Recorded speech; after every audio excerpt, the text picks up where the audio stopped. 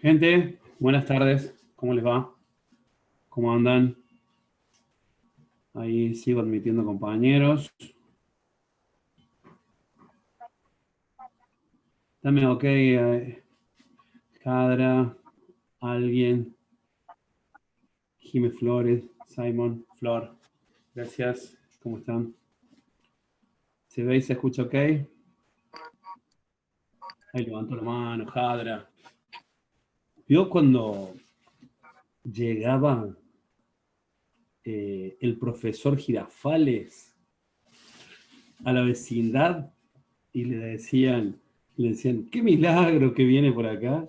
Bueno, así lo saludo, mi querido Jadra.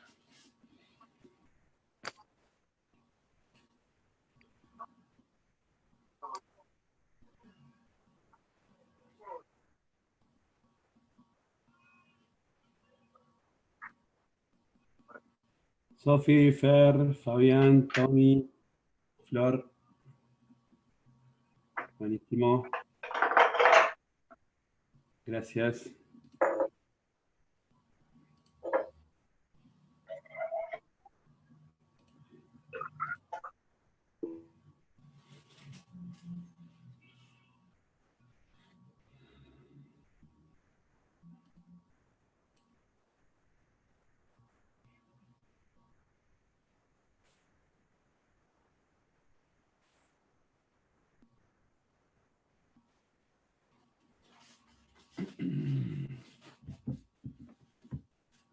A Mati Liendo me figuró 3 veces aceptarlo. Lo acepté y no, aparentemente no puede ingresar. Así que no sabría decirles qué le estaría pasando. Sigue quedando como stand-by ahí, me espera. Ahí parece que sí. Sí.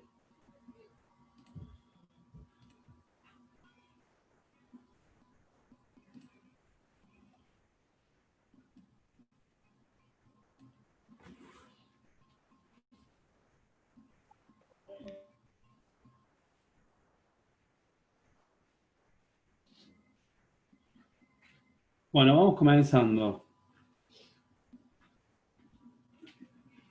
Fíjense, gente, acá les compartí la pantalla de nuestra aula. Clase número 8. Ahí también va a estar alojada la tutoría de hoy. Educación y Sociedad de la Argentina, 1880-1945. Aporte de Juan Carlos Tedesco para entender los antecedentes generales, que tiene que ver con los antecedentes sociales y de educación. Si bien ya habíamos hablado en algún momento de algunas cuestiones que tenían que ver con principios del siglo XX, bueno, era para instalar el concepto de la conformación de la asignatura y el contexto histórico de la conformación de la asignatura de educación física. Pero bien, ahora, en este momento, vamos a retomar algunos antecedentes sociales, históricos y educativos para entender cómo se iba conformando el sistema educativo argentino y además de eso, en este caso en particular y en esta fecha, en esta época tan particular, nos sirve para poder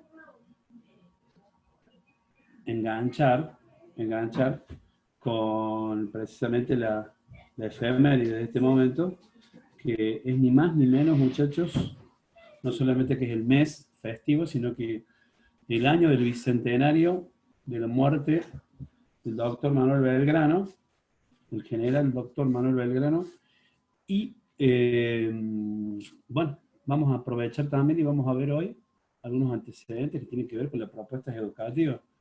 El sistema educativo empieza mucho antes de que comenzara el sistema educativo, ¿no? Hay propuestas de Belgrano, de Mariano Moreno, de Castelli, en su momento las iniciales de la época de la Revolución y pre-revolución principalmente. Después vienen aportes de San Martín en ese sentido, aportes de Rivadavia y la gente que vino y que estuvo gobernando el país antes de la Constitución, o sea, antes de 1853, y a partir de 1853, cuando se conforma el Estado constitucional, porque hay una Constitución que rige como ley fundamental los destinos del país, aparecen desde la misma Constitución algunos preceptos sobre la educación que se empiezan a llevar a cabo, y posterior a eso, y antes de 1880, aparecen personajes como importantes, ¿no? Como Alberdi y Sarmiento, y bueno, y eso va generando ciertas condiciones, ciertos condimentos, ciertas transformaciones que van en un sentido y que después van a terminar conformando, como ya lo hablamos en clases anteriores, a principios del siglo siguiente, a principios del siglo XX, en la época del centenario de la Revolución de Mayo, van a conformar lo que se trata de conformar adrede ahí en ese sentido, eliminando de la historia ciertas cuestiones, que es ese ser nacional que se corresponde a las tradiciones y a las características que se quiere conservar. Bien. Bueno, esa es la clase 8, como les dije. Bueno, si ustedes ingresan ahí, van a tener este texto que, bueno, en este momento estaría casi listo. Se conforma de dos partes. La primera parte tiene que ver con lo que estamos hablando, la relación de Belgrano con la educación. Acá tenemos un fragmento de un texto de Felipe Piña. Y luego esto que vamos a ver, esto es una producción de este año, que tiene que ver precisamente con el Bicentenario. Son 10 capítulos cortitos de la televisión pública en relación a Manuel Belgrano. Y bueno, en cada uno de ellos tiene una temática. Y bueno, y el capítulo 5 habla sobre los conceptos y las posiciones de Belgrano en relación a la educación. Algunos muy progresistas, muy adelantados para la época, y hay otros, ¿viste? Obviamente controvertidos porque son de una determinada época en la que se permitían ciertas cuestiones. Como por ejemplo, nosotros que estamos hablando y estudiando sobre el control de los cuerpos, como por ejemplo, se permitían azotes. Pero bueno, más allá de eso, hay algunas cuestiones en las que el tipo, bueno, en todo sentido, ¿no? Pero en las que el tipo era un crack. La verdad que, como decimos ahora, como dicen los pibes, un crack. Estaba en todas. Estuvo en la prerevolución, en el orden fue funcionario de la colonia, en el virreinato. Luego de eso fue parte de la gesta de la Revolución de Mayo. Era abogado, era hijo de comerciantes, se fue a cargo del ejército del norte, auxiliar del norte, se fue a pelear, ahí están las históricas batallas de Salta y Tucumán. Previamente había ido en campaña militar también a Paraguay, ahí no le fue bien, se intentó enjuiciarlo y condenarlo por sus reveses allá en territorio del Paraguay, y previo a eso había creado una bandera que no había sido aprobada por el Poder Ejecutivo. En ese momento, si no me equivoco, la asamblea del año 13, que estaba a cargo rigiendo los destinos de lo que era en ese momento nuestro territorio. No podíamos hablar todavía ni de país ni de Estado, sino que, bueno, precisamente estábamos en el proceso entre la revolución y la independencia que ocurriría en 1816. Lamentablemente Belgrano se nos fue temprano, se nos fue a los 50 años. En 1820 murió, por eso también, además de los 200 años de su muerte, son los 250 en este año, en 2020, se cumplen también los 250 de su nacimiento. Así que bueno, que hay una conmemoración doble en ese sentido, y miren si será picante que en 50 años nos dejó muchísimo más legado que un montón de de gente, funcionarios, presidentes, políticos que vinieron en el transcurso de los próximos 200 años.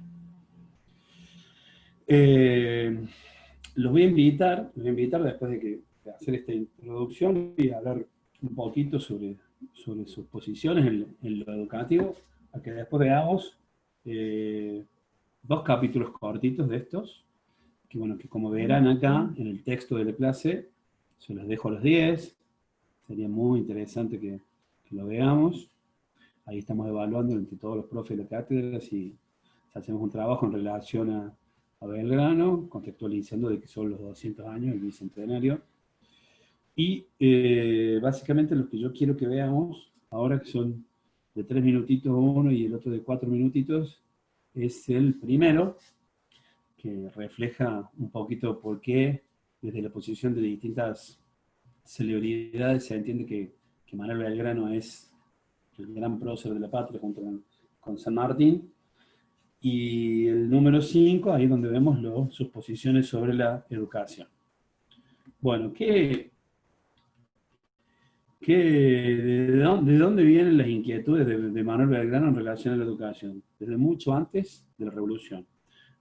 Él era compañero de formación con Castelli, y junto a él constantemente estaban siempre pensando cómo debería ser la educación de un Estado. Y, por ejemplo, en 1796 señalaba: nadie duda que un Estado que posea con la mayor perfección el verdadero cultivo de su terreno, en el que las artes se hallan en manos de hombres industriosos con principios, y en el que el comercio se haga con frutos y géneros suyos, es el verdadero país de la felicidad, pues en él se encontrará la verdadera riqueza, será bien poblado y tendrá los medios de subsistencia y aún otros que le servirán de pura comodidad. ¿Qué más digno objeto de la atención del hombre que la felicidad de sus semejantes? Que ésta se adquiere en un país cuando se atiende sus circunstancias y se examinan bien los medios de hacerlo prosperar, poniendo en ejecución las ideas más bien especuladas.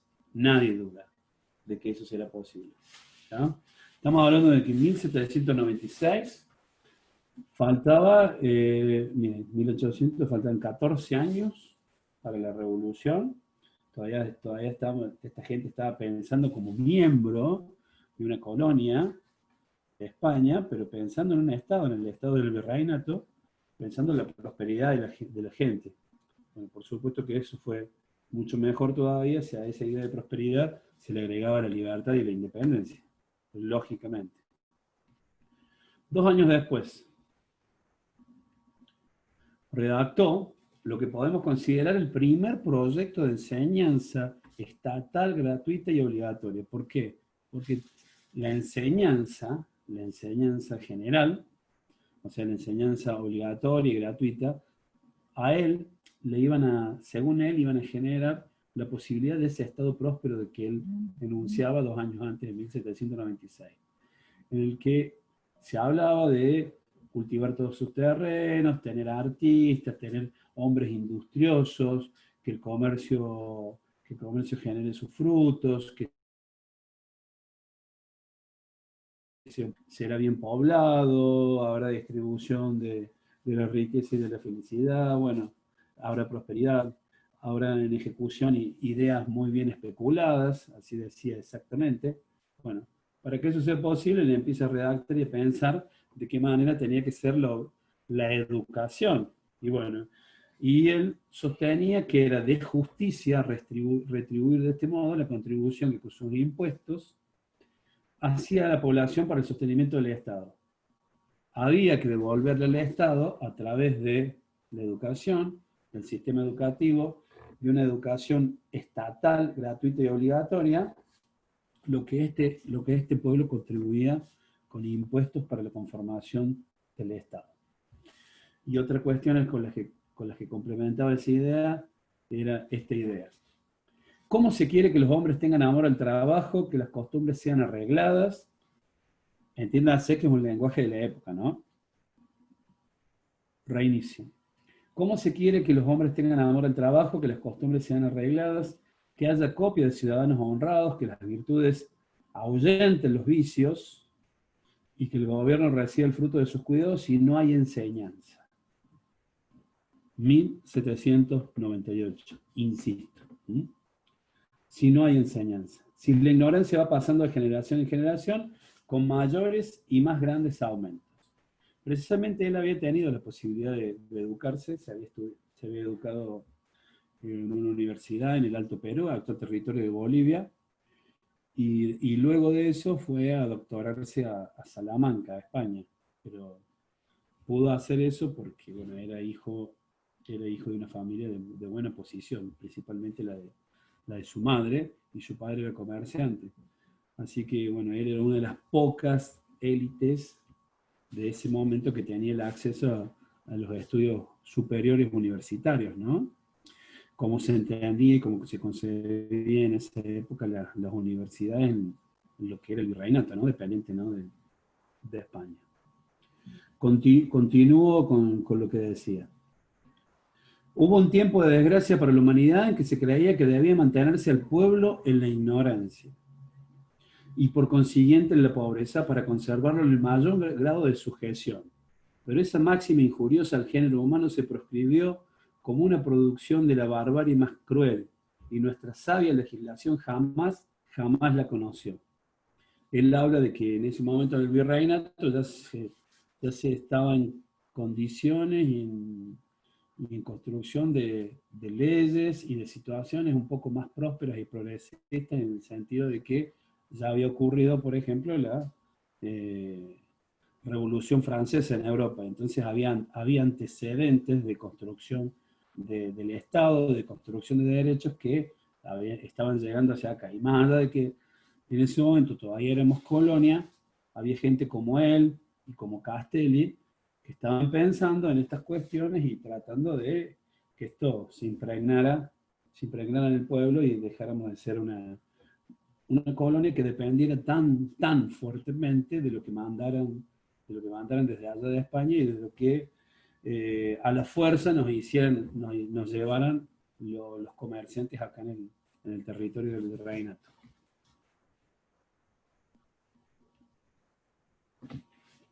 Bien, por último, de qué manera lo quiere llevar a cabo es en lo que se manifiesta en este párrafo. Pónganse a escuelas de primeras letras costeadas de los propios y arbitrios de las ciudades y villas, en todas las parroquias de sus respectivas jurisdicciones, y muy particularmente en la campaña. ¿Ah? Él pretendía educar a la gente al que vivía alrededor, los suburbios, que vivía en las campañas, que vivía en el campo, donde a la verdad residen los principales contribuyentes a aquellos ramos y a quienes de justicia se les debe una retribución tan necesaria. Obliguen los jueces a los padres a que manden a sus hijos a las escuelas por todos los medios que la prudencia es capaz de dictar. Bien. Bueno, eso que les acabo de comentar y de leer es la primera parte de la clase. ¿Eh? Antes en este momento ustedes están viendo acá los 10 links que les compartí sobre la serie del Bicentenario del General Belgrano. Y antes de eso, este fragmento que les compartí y esas afirmaciones de Belgrano en relación a la educación previa a la Revolución son un fragmento de la web El Historiador de Felipe Piña, que también están colmadas en sus libros y en el libro de Manuel Belgrano de su autoría. Es muy interesante y la verdad que cuando hablamos de los antecedentes de la educación, del sistema educativo, bueno, me parece que el primer gran antecedente en ese sentido es Manuel Belgrano. Así que bueno, hay que sumarle un galón más, una insignia más a su próspera vida, su prolífica vida como prócer, y la verdad que, bueno, vuelvo a repetir y reforzar el concepto. Era un crack, estaba en todas, en todas. En la conformación de las leyes, en la conformación del Estado, en la conformación del comercio, en el periodismo, fue el creador junto a Mariano Moreno del primer periódico del Virreinato, fue militar, ejerció como abogado. Bueno, la verdad que estaba en absolutamente todas. Y bueno, cuando aparece en la escena nacional, desde 1812 en adelante San Martín, en conjunto, y hasta 1820, porque en esa época muere Belgrano, lamentablemente. Bueno, fueron 8 años en los que teníamos dos grandes cabezas revolucionarias e independentistas llevando a cabo y tratando de influenciar sobre el resto para tratar de conformar esa nación y ese Estado independiente que se empezó a generar con la revolución, pero hasta la declaración de la independencia de 1816 y hasta 1853, en que se dicta la primera constitución, bueno, pasó mucha agua bajo el puente, muchas peleas intestinas y mucha gente derrotada que volvía a acceder al poder porque eran partícipes del poder económico, como por ejemplo Rivadavia, y que querían volver a ser colonia de otra nación. Cambiar de ser colonia española por ser una colonia de otra potencia, como por ejemplo Inglaterra. Y por eso se dice que a las dos invasiones inglesas, de 1806 y 1808, o 1806 y 1807, si no me equivoco, le siguió la verdadera invasión inglesa, que es la que realmente fue exitosa, que a través de los comerciantes argentinos ingresara el comercio y los ferrocarriles, los frigoríficos y todo el monopolio comercial inglés. Bien, voy ahora, un momentito se va a poner negra la pantalla, les voy a compartir. Voy a compartir el primero de los dos capítulos que quiero que veamos.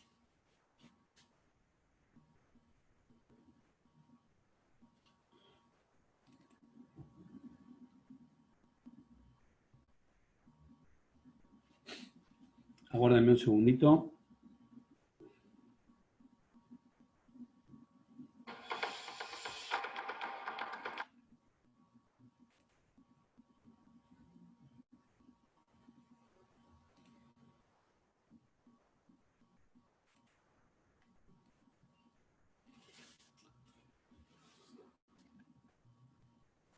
¿Se ve ahora en la pantalla que está el reproductor?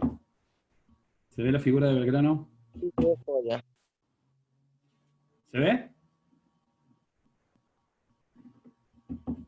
¿Quién me da ok, porfa? No por chat, lo tengo minimizado, así que hablan. Sí, Gracias. se ve. Jimé. Está. Se ve, profe. Gracias, gracias. Ahí va, ahí lo empezamos a reproducir.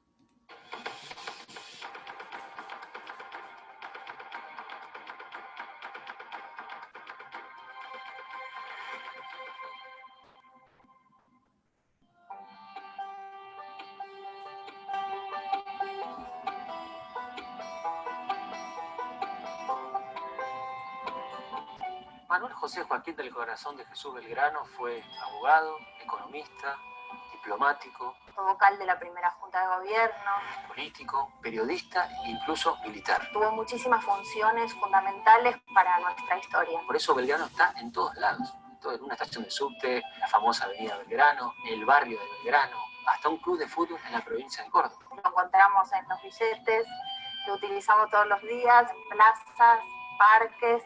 Incluso tenemos un tren. Lleva el nombre de Manuel Belgrano. Es una línea que conectó hasta 14 provincias, que fue central para el desarrollo económico del país. ¿Quién fue Manuel Belgrano? ¿Qué representa para los argentinos?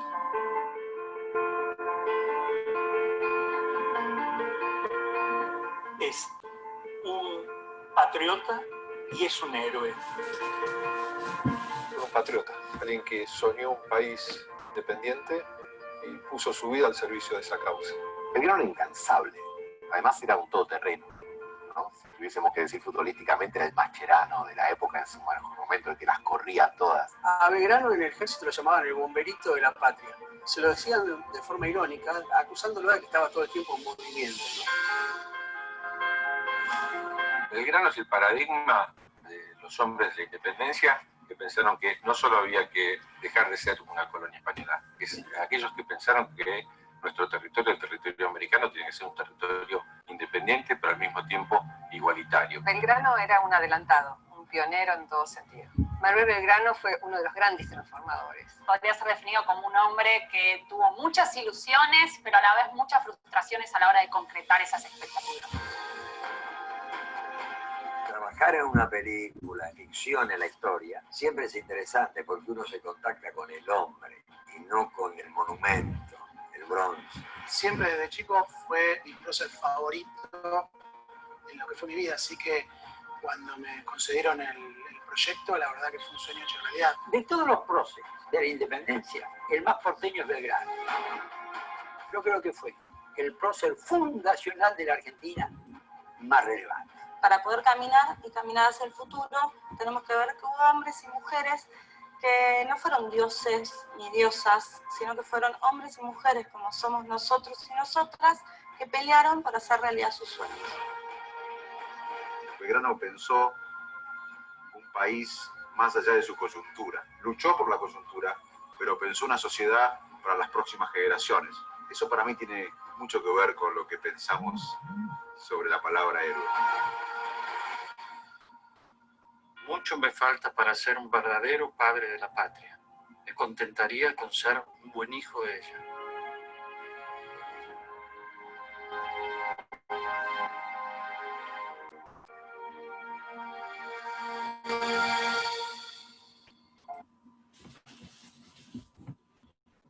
Bueno, ahí Rosendo Fraga decía el más porteño de todos. El más porteño de todos porque nació y vivió ahí en Buenos Aires, ¿no? Pero él es el gran gestador de un pensamiento federal, el primer gran federal, el primero que pensó en la campaña, en la gente del interior, en las provincias del interior, el primero que fue a hacer campañas para liberar el Alto Perú y para liberar el Paraguay de la ocupación realista. Así que imagínense si es picante. Bueno, y Facundo Manes, que no es politólogo, pero es un gran neurólogo y neurocientífico de la actualidad, dice que pensó, y eso es lo grandioso, y lo veíamos recién, en lo que nos contaba de cómo tenía que ser la educación Belgrano, que pensó un Estado después de la coyuntura.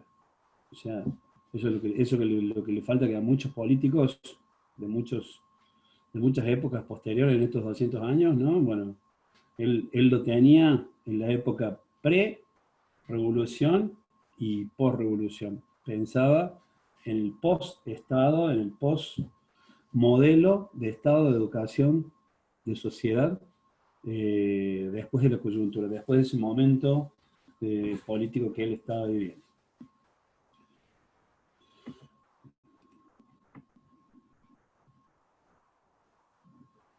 Bien, comparto el otro. También cortito, igual que el de recién. Y ahora, bueno, presten mucha atención porque son los conceptos educativos más relevantes. Ahí lo comparto de nuevo.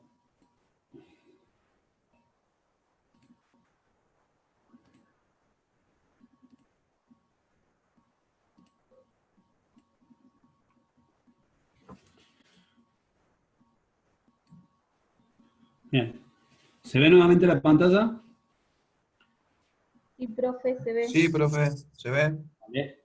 Vamos con el otro capítulo, cortito igual.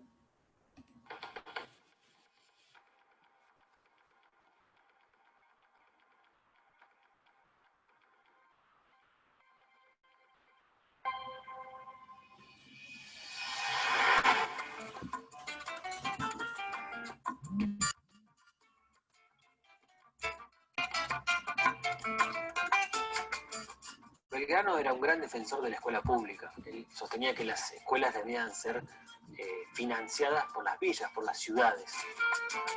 Pero Belgrano es educación.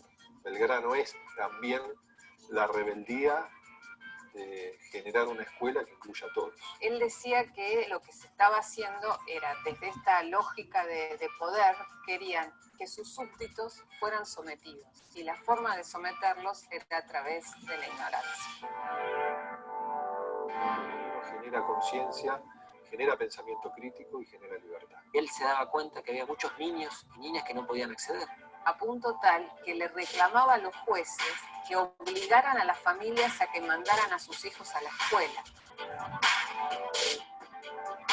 Siempre tuvo la obsesión de la educación, por eso ya desde el consulado creó diferentes escuelas. Ahí lo detuve, quería que vieran, que advirtieran este detalle. Ahí dice Chosno, nieto del prócer.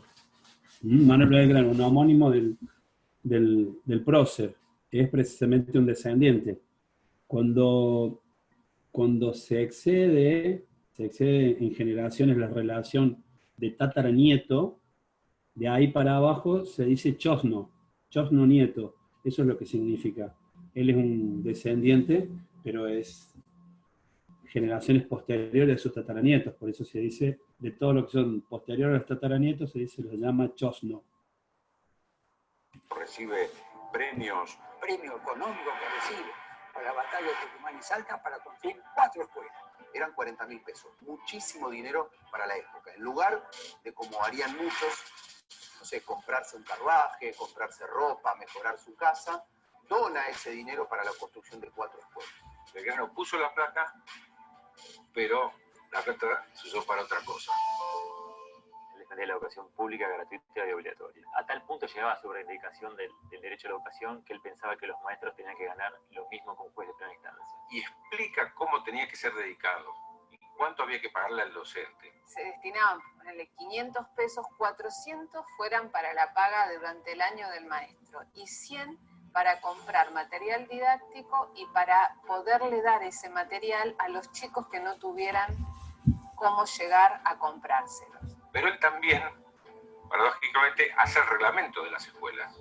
Y el reglamento de las escuelas es interesante porque hay que leerlo con la mirada de la época. Por ejemplo, estaba permitido el azote de los chicos, pero dice nunca más de 6 azotes. O sea, a lo sumo podría ser 10 azotes, dice, pero nunca en público porque no hay que avergonzarlo. Y él también quería las niñas, que en ese momento no estaban concebidas como sujetos de educación. Creía que una mujer que iba a ser madre tenía que estar preparada y tenía que aprender para educar a sus hijos. ¿Qué era lo que decía? Que la sociedad futura, por nuestro rol fundamental en las tareas de cuidado de nuestra familia, teníamos que ser educadas para que ese futuro, los hijos, las hijas, sea mejor y más floreciente que el presente que teníamos.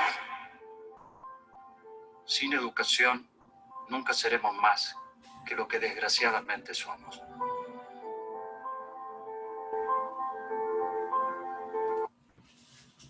Cuando si era progresista, ¿no? Piensen que todo esto es antes de 1820, ¿no? Antes de hace 200 años. O sea, miren si era progresista pensar de que las mujeres debían ser educadas. Está bien, todavía existía un fuerte, imagínense que estamos hablando de hace más de 200 años atrás, ¿no? Fuerte concepto patriarcal, y todo lo que se mantuvo durante tantos años aquí en Latinoamérica, pero bueno, ya pensarla como sujeto de educación a la mujer, ¿tá? No se tenía que quedar en la casa, no debía ser ignorante, sino que tenía que saber para poder ayudar y colaborar en la educación de los hombres, de los futuros grandes hombres de la patria. Miren si habrá sido adelantado y progresista eso para la época. Bueno, acá comenta, y esto es la anécdota que casi siempre resalta cuando hablamos de Belgrano, esta cuestión de que por haber ganado las batallas de Salta y de Tucumán y haber alejado por un tiempo importante la invasión realista por el norte de nuestro territorio, bueno, se gana un premio de 40.000 pesos y que lo dona para la escuela. Y no se queda con que le dice al gobierno de que se hagan 4 escuelas en determinados lugares, sino que se pone a reglamentar de que cómo deberían ser las escuelas, cómo debería ser el manejo del financiamiento para que esas escuelas y los educadores que estén a cargo de esas escuelas sean bien pagos y puedan llevar a cabo mejor su labor. Bueno, chicos, como les dije al principio, vamos a compartir los 10 capítulos, los links están puestos, y además vamos a compartir el link de la película Belgrano, que bien vale la pena verla, es excelentemente realizada, y bueno, con una visión con lo que últimamente se está haciendo el revisionismo en relación a los próceres, es de entenderlos por fuera del bronce y más cerca del ser humano, y entender sus limitaciones, y bueno, y también las miserias y los problemas que podían acusar. Ese link, el de la película, también se los voy a compartir. Se los voy a compartir en sitios. Y bueno, vuelvo a repetir.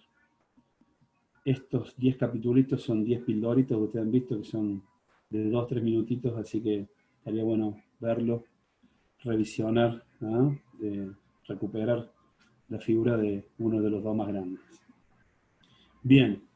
¿Cómo enganchamos todo esto? Aprovechando la efeméride, ¿cómo enganchamos todo esto? Bueno, enganchamos con que eso dejó un legado que, bueno, que muchos llevaron hacia adelante, principalmente las figuras de Alberdi y Sarmiento, ¿no? Que, bueno, que son los Belsarfield, también podemos nombrar así, pero los más implicados en lo que es educación eran Alberdi y Sarmiento y la posterior generación del 80. ¿Qué es lo que pasó? Bueno, esta cuestión de la educación pública, de la educación general, esto de llegar a las campañas, bueno, no se hizo durante mucho tiempo, hubo avances, hubo retrocesos, después vino un largo periodo de gobierno de Rosas, en lo que Rosas manejaba el centralismo, pero las provincias eran autónomas, las provincias eran pobres, así que muy difícilmente podían hacerse cargo de la educación era bastante autónoma, y bueno, y eso fue modificándose después de 1853, cuando se dicta y se promulga y se empieza a poner en funciones la Constitución Nacional. ¿Qué aparece ahí? Bueno, y ahí les voy a compartir en qué nos vamos a referenciar. Nos vamos a referenciar, ahora en este momento no lo están viendo porque lo tengo que compartir.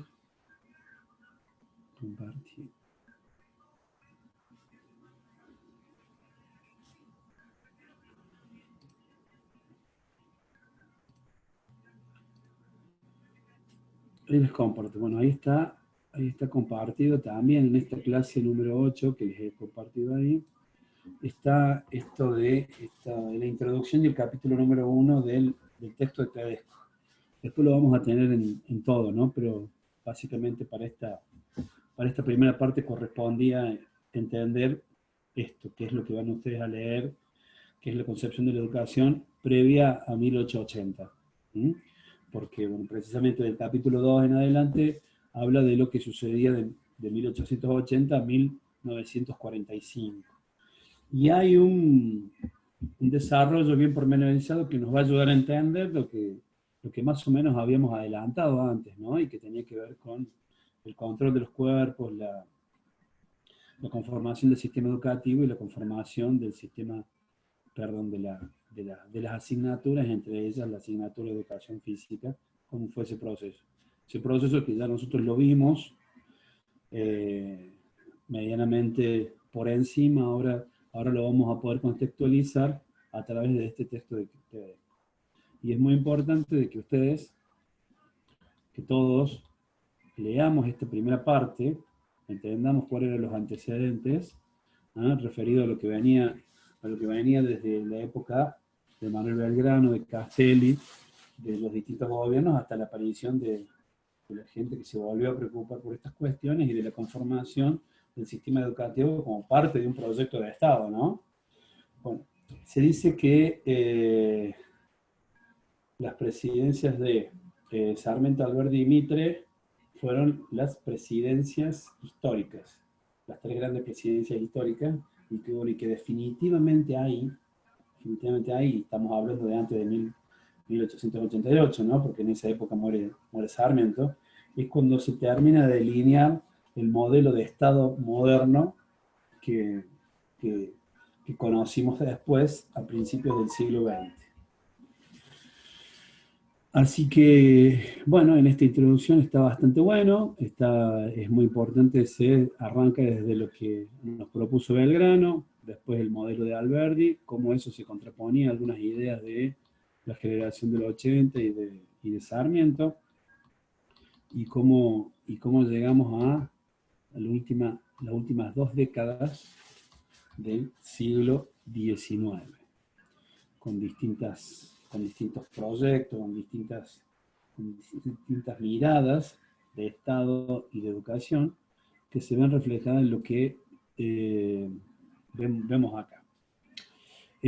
Cómo se pensaba que tenía que ser la economía y la educación, de ahí en más, qué estructura económica iba a dar lugar a una economía próspera, cómo esa economía próspera podía ser sostenida desde la formación de nuevos líderes a través de precisamente la educación. Cómo otras actividades que fueron impulsadas por esos últimos gobiernos históricos, como por ejemplo la agricultura, la minería y la industria, y cómo las ciencias de la educación de distintas ramas, sobre todo las naturales, se crea el observatorio astronómico, se crea la escuela naval, bueno, un montón de cuestiones que tenían que ver con otros aspectos de la educación que no estaban contemplados hasta ese momento en la formación superior. Éramos una máquina de generar abogados en esa época, y bueno, y después apareció la medicina, bueno, pero además de eso, bueno, precisamente y principalmente por la impronta de Sarmiento, la educación iba a ser una educación multicultural y generadora de otras nuevas profesiones. En ese contexto aparecen un montón de situaciones que yo en la clase pasada les pedí por favor que tuvieran la amabilidad de averiguar, y tenía que ver con este concepto de batallones escolares, porque a medida que vayamos haciendo el recorrido histórico, nosotros vamos a ir contemplando características fuertes de esos momentos con respecto a lo que tiene que ver con nosotros, con el control de los cuerpos, con el control del movimiento y con la educación física en particular. Bien.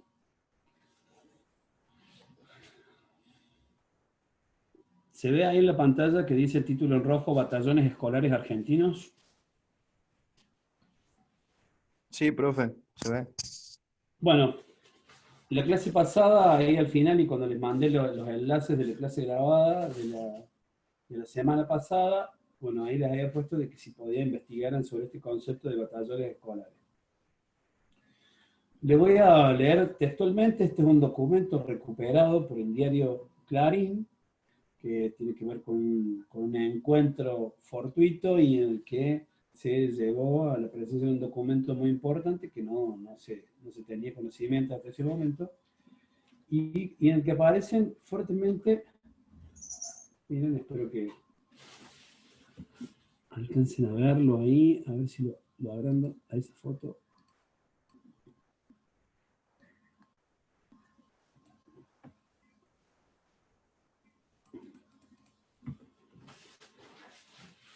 Se agranda un poquito más, se pone borroso. Pero eso que ustedes ven ahí, son alumnos, son estudiantes de etapa escolar. Seguramente no son tan pequeños, ¿no? Pero bueno, esos que ven ahí son chicos en edad escolar. Y esos que ven ahí también.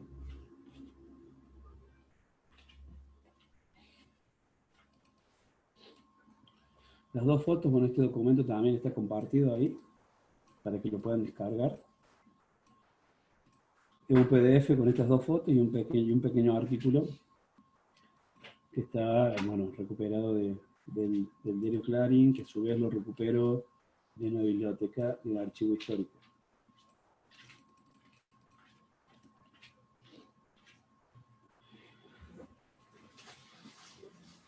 Recordemos lo que habíamos hablado recién. Veníamos de la etapa de educación pre-revolución, con los conceptos y preceptos de Belgrano y de Castelli. Después hubo mucha guerra, ¿no? Se hablaba de mucha guerra tratando de independizarse y mucha guerra intestina después. Bueno, hubo, por supuesto que obviamente la educación quedó relegada. Después de un montón de luchas intestinas se consigue promulgar en 1853 la Constitución. A partir de ahí se trata de organizar el Estado y dentro del Estado organizar la educación.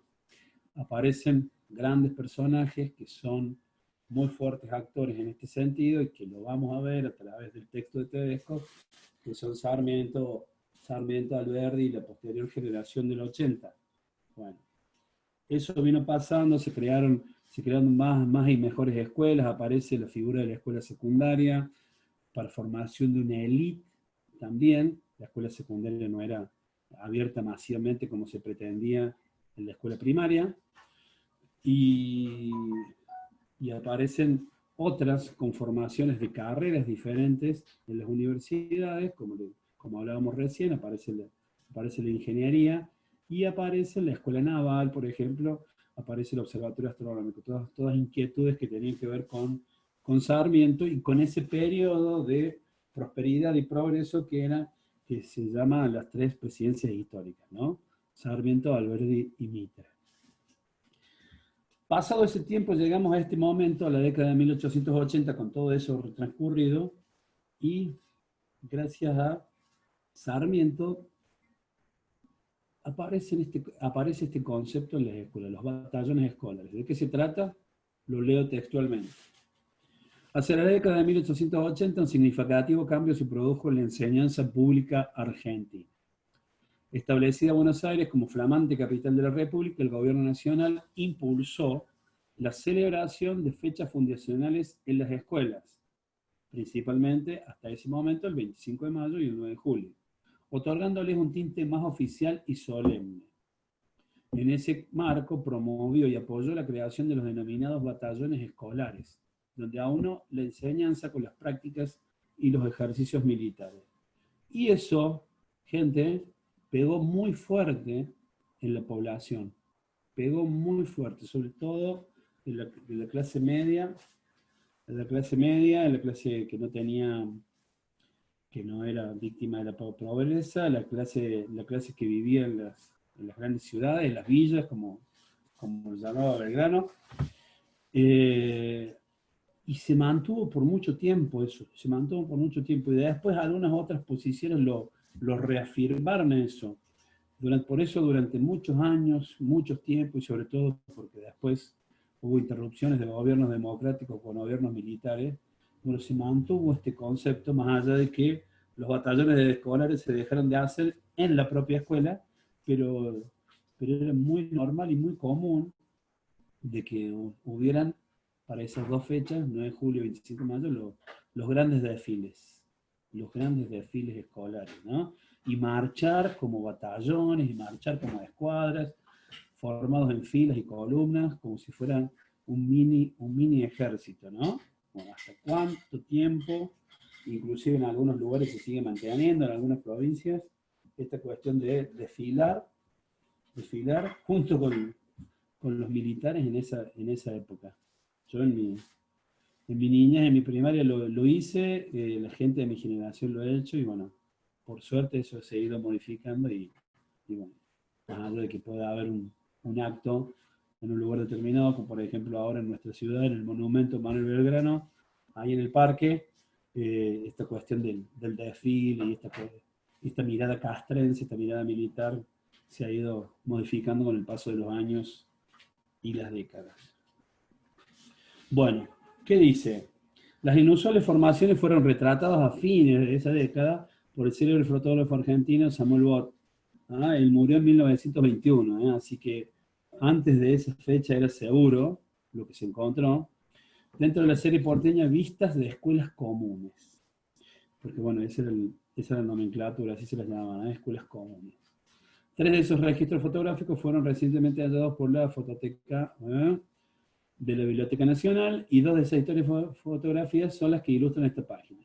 Las 2 que vimos recién, ese batallón trasladando el carro, y esos batallones formados ahí, en un momento en el que hay un acto, hay caballos, hay tambores, hay abanderados, toda la movida como un desfile militar, pero con chicos de edad escolar. La extraña estrategia en la enseñanza pública decimonónica fue con el tiempo absolutamente olvidada, inclusive con el mundo educativo. Por eso tiene tanto valor el hallazgo de estos documentos históricos. Varios factores confluyeron en la creación de tan especiales agrupaciones militares. La perentoria necesidad de impulsar la enseñanza patriótica. Esto también tiene que ver con lo que venimos hablando desde el principio de nuestro cursado, con que en los principios del siglo XX se quería configurar y conformar ese ser nacional que identificara el pensamiento y el sentir argentino. ¿Qué era ser argentino? ¿Qué tradiciones deberíamos tener?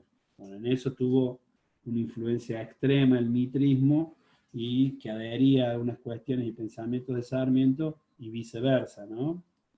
Bueno, de hecho, los dos fueron, Sarmiento y Mitre fueron militares, y los dos participaron, por ejemplo, de la guerra de la Triple Alianza, en la que Uruguay, Brasil y nosotros destruimos el Paraguay, ¿no?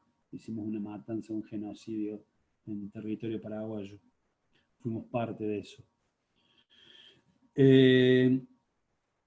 Y dice que era como ratificación del sentimiento nacional frente al abrumador fenómeno inmigratorio europeo. De eso también lo hemos hablado, y decíamos que esta época sobre todo llegando a fines del siglo XIX y principios del siglo XX, que tiene que ver con en Europa con el estado o el estadio prebélico a la Primera Guerra Mundial, ¿no?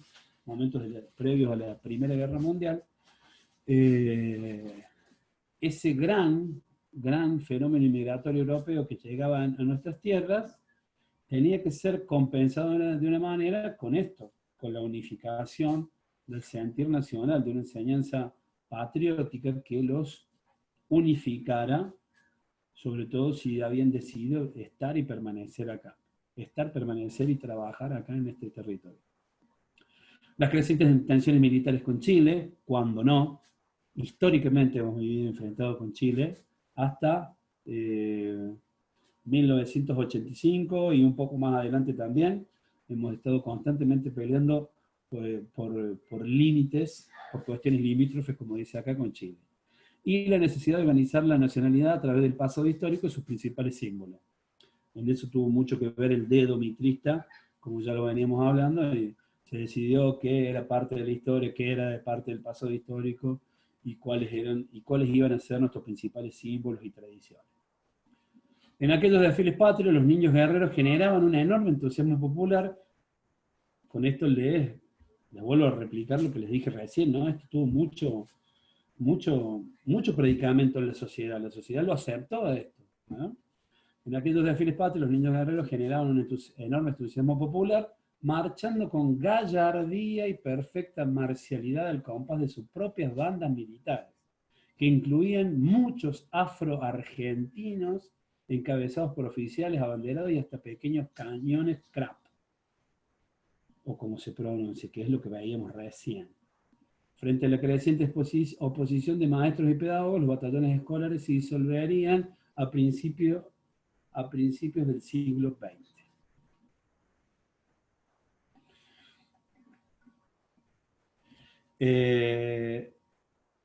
Belgrano murió en 1850.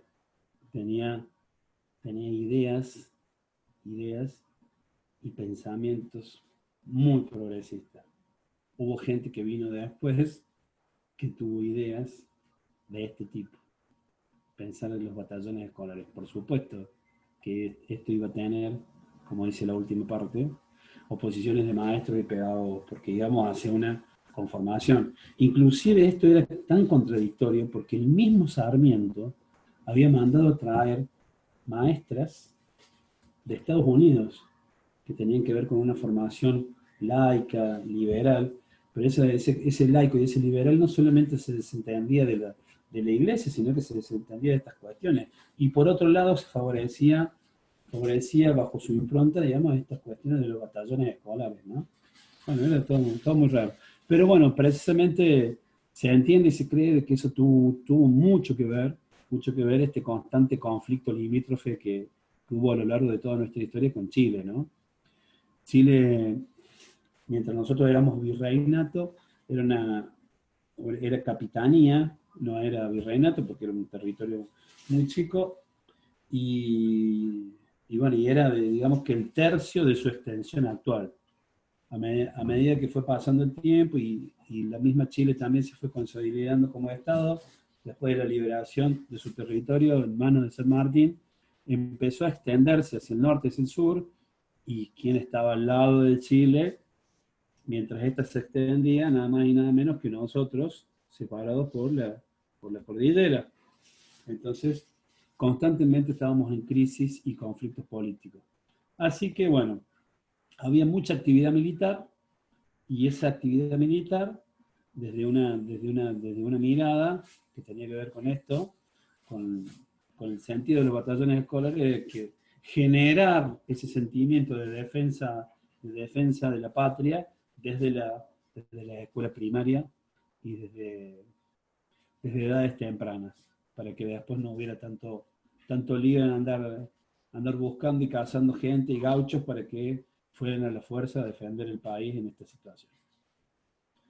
También tenía que ver, como también lo dice el texto, de que nos acercábamos al centenario de la Revolución, ¿no?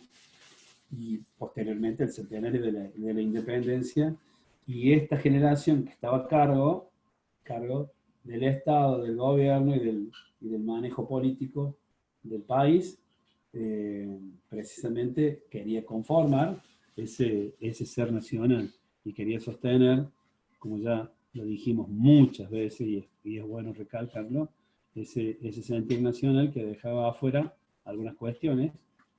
¿Cómo será que dejaba afuera algunas cuestiones que tenían que ver con ideas progresistas del mismo Sarmiento, ideas progresistas de Belgrano, dejaba fuera de la historia de Rosas, dejaba fuera de la historia a todo lo que no se asimilaba y se parecía a la casta y a la élite que manejaba económica y políticamente el gobierno del país.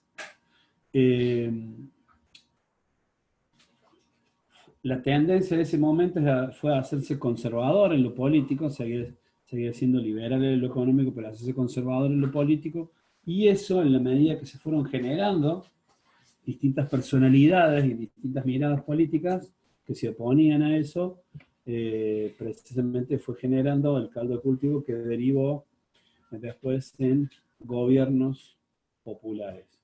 Porque hasta ese momento eran elegidos por el voto calificado, y después de la ley 1420 aparecen la ley de voto universal, aparece la posibilidad de elegir verdaderamente entre todos, y a partir de 1916 aparece el primer gobierno verdaderamente democrático en la figura de Hipólito Yrigoyen, elegido por el voto popular universal, obligatorio, secreto, y bueno, y eso generó cambios. Y generó cambios de los buenos y cambios de los malos, porque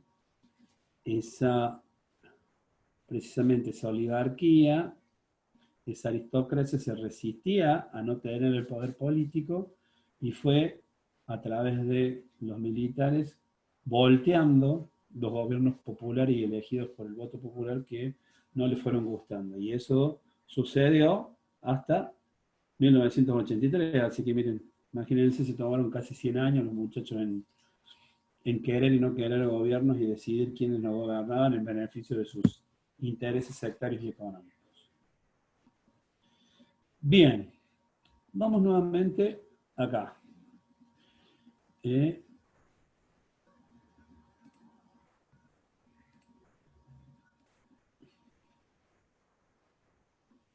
Vuelvo a esta parte, y ahí les cuento que en la clase que colgamos, además de lo que les había dicho recién, el fragmento sobre lo de Belgrano y la educación, los 10 capítulos, está el texto para descargar de Tedesco que necesitamos leer la introducción, y el capítulo 1 leerlo para la clase que viene.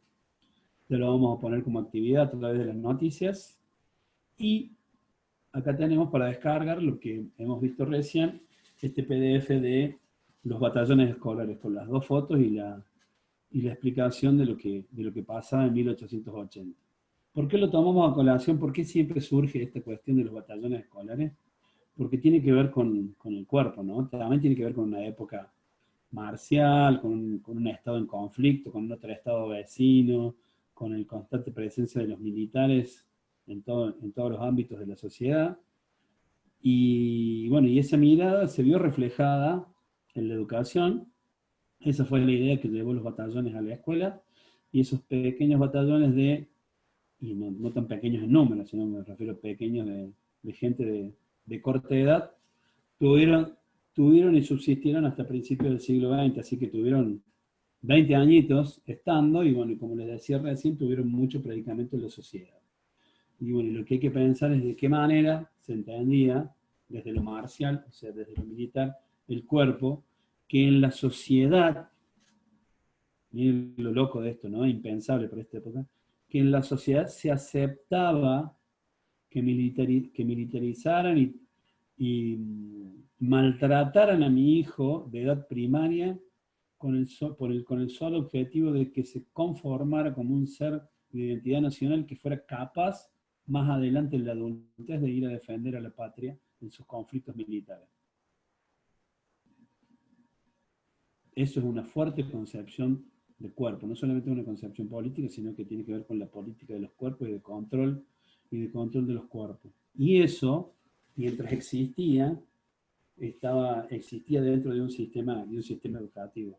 Así que imagínense que eso era entendido como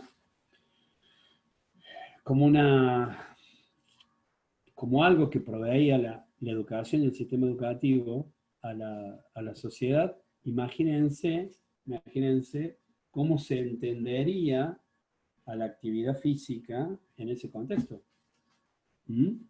Por eso es que en las primeras épocas, cuando hablamos de la indiferenciación de saberes, y acá también hacemos una relación a lo que veníamos viendo antes, las prácticas tenían que ver con eso, con el control de los cuerpos, con adecuar los cuerpos al ámbito escolar. Después, cuando se dejaron de usar los batallones, esa adecuación de los cuerpos siguió siendo un fuerte adiestramiento, ¿no? Y entonces tenía que, y siguió hasta hace poco, ¿no? Esta cuestión de que había que formar fila, tomar distancia, pararse al lado del banco, sentarse derecho, cuando estábamos al frente, estar en una posición erguida. Bueno, todas esas cuestiones son heredadas de esa época, del anterior y de los batallones escolares. Así que imagínense si habrán predicado fuerte que la sociedad las aceptaba y que muchas prácticas corporales en relación a eso se mantuvieron hasta hace poco. Nosotros tenemos en nuestra facultad un profesor, no sé si sigue todavía, pero bueno, profesor de atletismo que provenía de ser profesor del secundario del Liceo Militar General Paz. Entonces, lógicamente, estaba habituado a un ordenamiento y un control de los cuerpos que tenía que ver con eso. Inclusive en el aula se seguía controlando desde la mirada militar los cuerpos. Bueno, este profe tomó horas de atletismo en el IPEF, empezó a dar clases en el profesorado, y cuando fue a dar su primera clase se paraba en la puerta y estuvo esperando un rato largo hasta que se dio cuenta de que nadie se iba a parar al lado del banco, nadie iba a hacer silencio y nadie iba a hacer las prácticas que él habitualmente desde lo corporal veía y bueno, y manejaba en relación a los alumnos a los que le daba clase. Inclusive lo preguntó, lo consultó, y bueno, y después, bueno, entendió de que no era una práctica corporal habitual de nuestra lógica de terciario y de educación laica. Bueno, chicos, con esa anécdota terminaría lo que yo había pensado para contarles para esta clase, que tenía que ver con esto, con retomar los conceptos de educación de Belgrano, hacer un repaso hasta 1880, decirles qué material tenemos que leer para la clase que viene y trabajar este concepto de los batallones escolares. Dejo ahora librado unos minutitos para el que quiera consultar algo.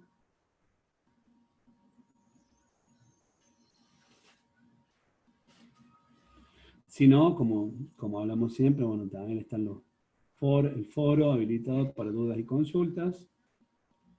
Siguen haciéndome consultas en la mensajería interna. La verdad que el lugar ideal para eso es el foro. Profe, yo hago una observación en torno a todo esto. Que, o sea, creo que generalmente la escuela en todos los países tiene como una concepción de adoctrinar un poco los cuerpos. Todo esto de devenir histórico de Argentina y en torno a la educación física, yo creo que en muchos países se ve de esta manera, de que hay que controlar a los cuerpos y enseñar o educar a los chicos de una forma y que no es exento, digamos, solo de Argentina, sino que es en todo el mundo, me parece. Es muy probable. Seguramente, pero lo que sí estamos seguros de que en Argentina fue así. Fue una parte más del sistema de control, porque bueno, el sistema educativo, más allá de lo que implica adquirir conocimiento, de lo liberador que supuestamente adquirir conocimiento, también es una forma de condicionar, sobre todo en esas épocas, ¿no? O sea, el Estado determinaba, o determinado sector precisamente determinaba qué es lo que íbamos a estudiar. Y dentro de ese qué íbamos a estudiar también nos decía cómo nos debíamos comportar, qué conducta debíamos asumir, qué actitudes debíamos tener, entendiéndolas a esas como el comportamiento corporal, como las prácticas corporales, ¿no? Es muy, muy habitual. Pero aparte tiene mucho que ver también con la historia particular de cada lugar y de la influencia del sector militar, ¿no? Nosotros nacimos como Estado desde una revolución, no en todos los países ha pasado, así que sí o sí había conflicto, y esa cuestión conflictiva, primero con la nación, con la potencia que nos sometía como colonia, y luego con el resto de los vecinos tratando de establecer cuál era nuestro territorio definitivo, inclusive intestinamente, peleando las provincias contra el puerto, Buenos Aires contra el resto de las provincias, unitarios contra federales. Bueno, ese contexto seguramente le dio mucho marco a ese control de los cuerpos, ¿no? Porque estaba muy fuertemente impregnada la idea marcial, ¿no? Pero sí, coincido con vos que seguramente ha estado todo muy fuerte. Se supone, suponemos ahora desde esa mirada antigua de que ahora no es así, pero bueno, ahora el control es de otro lugar, es de otra manera, quizás no haya que ponerse firme, no haya que sentarse derecho. Hay escuelas en las que te podés sentar en el suelo y son grupos reducidos, 6 chicos, no hay que estar en un pupitre, hay que hacer actividades un poco más liberadas y menos estrictas desde la planificación como la conocemos actualmente, pero bueno, implica otro nivel de control y otra manera de controlar esos cuerpos dentro de un sistema educativo, o de una manera distinta dentro del sistema educativo. Así que eso también es para seguirlo pensando, y de hecho es lo que vamos a hacer de acá hasta que termine el año en la asignatura, ir pensando cómo esas prácticas corporales se han ido sosteniendo, se han ido mutando o se han ido reforzando a lo largo de la historia. Si hay Estado, si hay estructura, si hay sistema, se supone que hay control, hay una búsqueda de un control, hay una búsqueda de unificación, de masificación. Entonces, y es más, nosotros tenemos muchas realidades diferentes a lo largo de todo el territorio. Hay gobiernos y provincias mucho más progresistas que otras. Hay provincias en el norte, por ejemplo, que se siguen sosteniendo rituales educativos y concepciones del Estado, como por ejemplo la presencia de la religión en el Estado provincial, que acá en Córdoba y en las provincias del sur a lo mejor no ocurre, pero bueno, tiene que ver con una fuerte concepción y tradición que impregna al sistema educativo, que impregna la política y que impregna el control de las masas, al control de los cuerpos.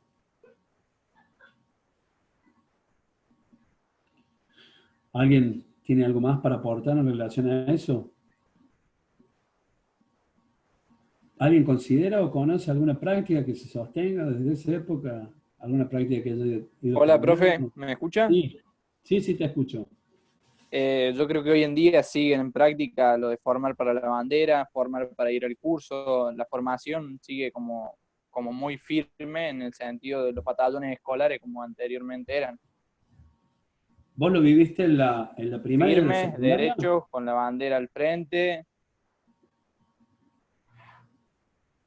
¿Pero los dos niveles, en primaria y en secundaria? Yo lo he vivido así, digamos, en primaria siempre formando para la bandera y en secundaria también. ¿Dónde cursaste vos? ¿Acá en la ciudad de Córdoba? No, en Rumipal y en Embalse, en el interior, digamos. Esa es otra cuestión también, ¿no? Esa es otra cuestión también. En el interior sigue siendo bastante fuerte en ese sentido el control.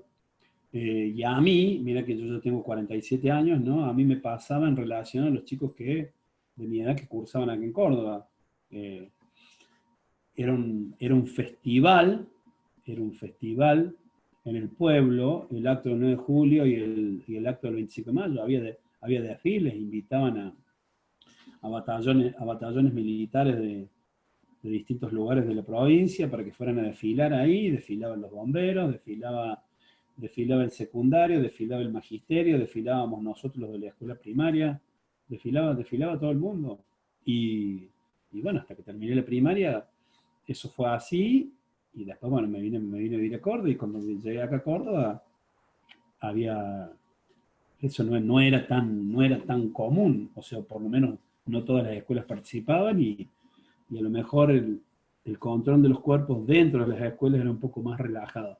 También tiene que ver que cuando yo vine acá, ya estábamos en proceso de recomienzo democrático, bueno, se veían ciertos aires de cambio, pero también es más fuerte en algunas provincias que en otras provincias, y dentro de nuestra provincia acá en Córdoba es más fuerte en el interior que acá en la capital. Acá dice Simon, yo lo viví en la facultad, profe, en primer y segundo año en IAC.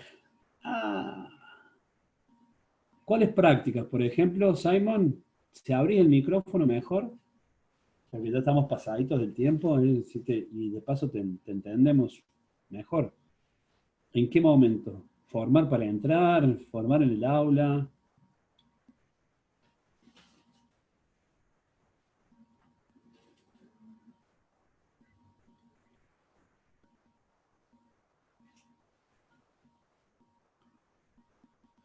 Ana dice, para los actos como el 25 de 9 de julio, en mi pueblo había un intendente que fue militar y venían batallones militares de desfilar, tiraban bombas y cosas así. Mirada al frente, nos dice Simon, nos cuenta. Simon, ¿usted es Baigorri, hermano de de don Baigorri, que también vino del instituto al profesorado del IPEF? ¿O pariente?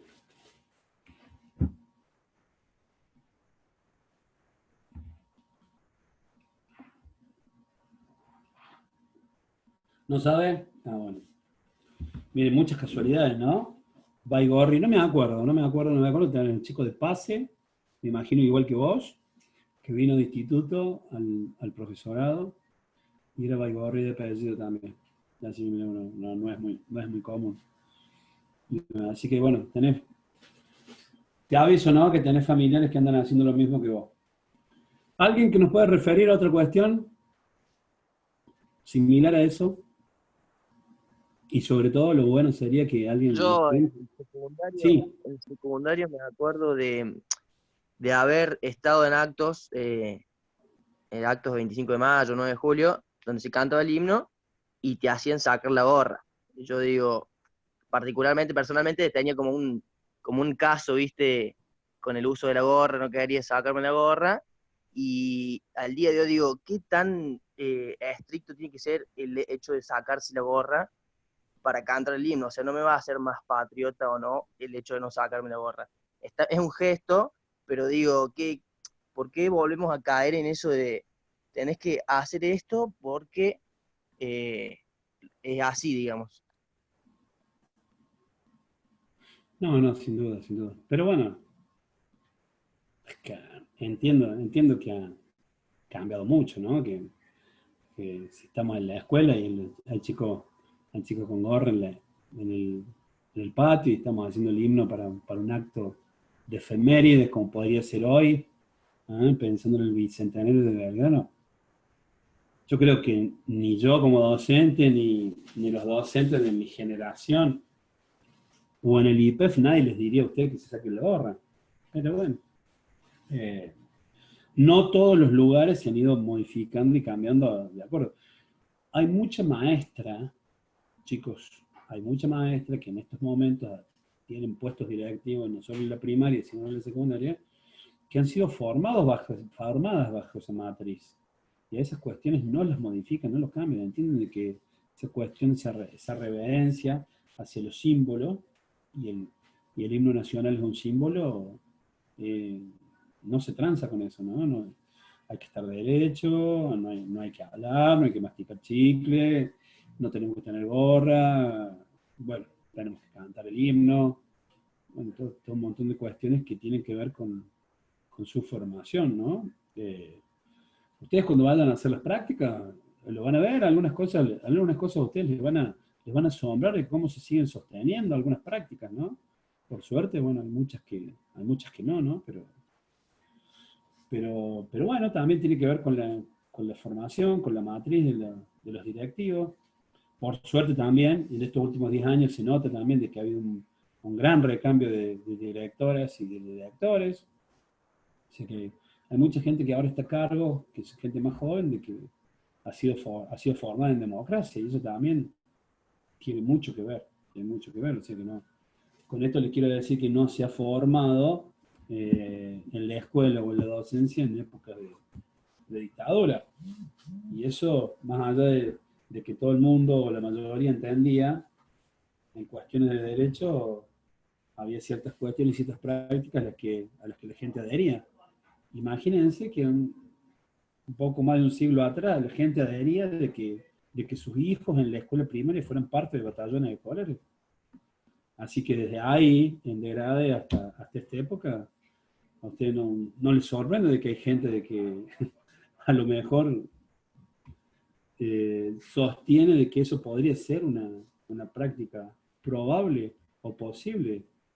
Me imagino que ustedes habrán escuchado en sus casas, a lo mejor a abuelos o a gente mayor diciendo de que sería muy bueno de que vuelva el servicio militar, de qué es lo que necesitan esta juventud perdida y estos vagos, ¿ah?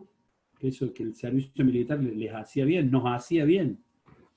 Bueno, por suerte yo zafé, como tantos otros, ¿no? Pero bueno, esa es una concepción y sigue vigente, y lo tenemos que ver porque hay manifestaciones que son en relación a eso. Bueno, hay movimientos nacionalistas que todavía reivindican esas cuestiones, ¿no? Que es la derecha de la derecha actualmente.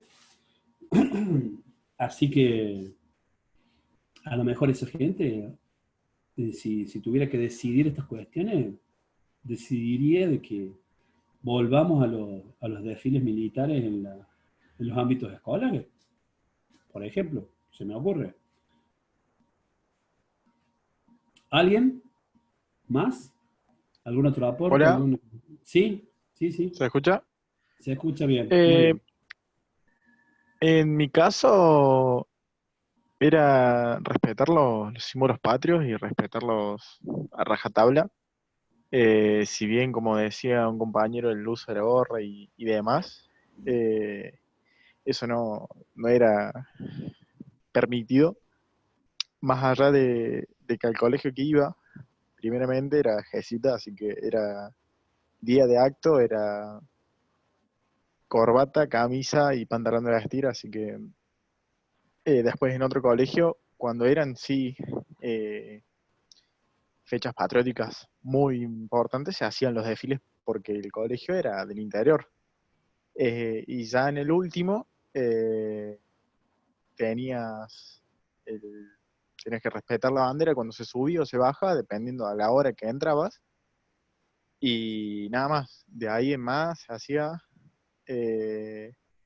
en las fechas que son puntualmente importantes, patrióticas, se hacía un acto tratando de desarrollarlo un poco y darle la importancia que merece, pero era quedarse quieto, respetar, y bueno, después cuando te podías sentar, te sentabas, y si no, bueno, te quedabas parado hasta que se dieran las palabras alusivas y nada más.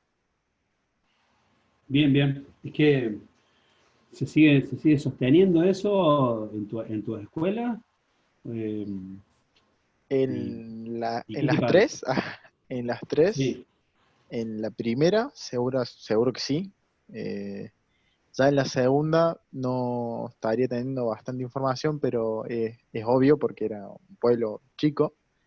Y ya en la tercera es obvio que sí, porque si bien le daban la importancia y decoraban los pasillos y demás, pero era eso y la otra cosa mariposa. No era tan importante el patriotismo en ese colegio. Dame un segundito, por favor.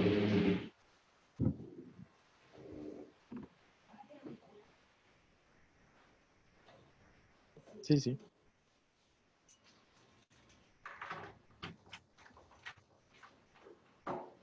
Disculpa, ¿me das un minuto? Estoy terminando la clase. Un poquito más y ya no hacemos más. No, es que en realidad dame un segundo.